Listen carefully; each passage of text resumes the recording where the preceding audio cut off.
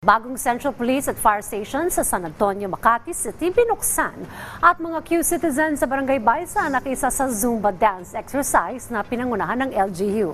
Si Maris Rico sa report. Rise and Shine, Maris.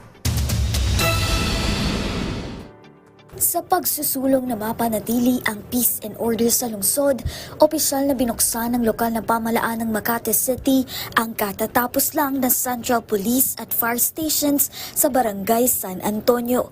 Ang bagong bukas na pasilidad ay bahagi ng adhikain at sama-samang pagsisikap ng lokal na pamahalaan ng lungsod tungo sa pagbibigay ng mas ligtas at mapayapang komunidad para sa Makatizens.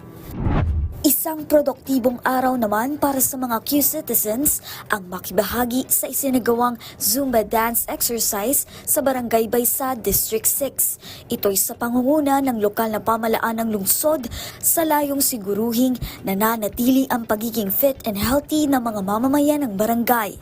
Kasunod nito na mahagi rin ang LGU ng libreng pink siomai with rice para sa mga dumalo sa aktibidad.